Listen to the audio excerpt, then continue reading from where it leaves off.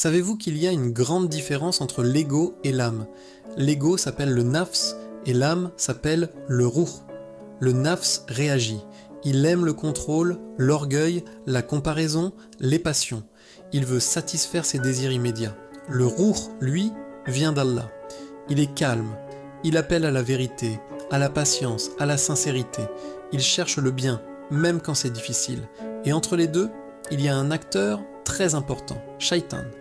Shaitan ne contrôle pas l'âme, il n'a aucun pouvoir sur le ruh, mais il chuchote au nafs. Son rôle, c'est de nourrir l'ego. Il transforme les mauvaises pensées en justification. Il rend le péché normal.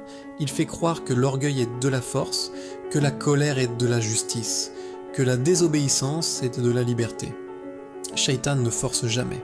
Il suggère. Et si le nafs accepte, alors il grandit.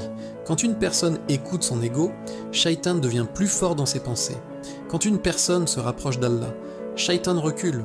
Au moment de la mort, Shaitan disparaît. L'ego se tait et l'âme est séparée du corps. L'âme entre alors dans le barzakh, le monde entre cette vie et l'au-delà. Dans le barzakh, il n'y a plus de tentation, plus de chuchotement, plus d'illusions. Il reste seulement ce que tu as nourri sur terre, ton ego ou ton âme, ta relation avec Allah. C'est pour cela que l'islam nous enseigne de combattre le nafs, de demander la protection d'Allah contre Shaitan et de purifier l'âme avant qu'elle ne retourne à lui. Parce qu'au final, l'âme retourne à Allah et Shaitan n'a plus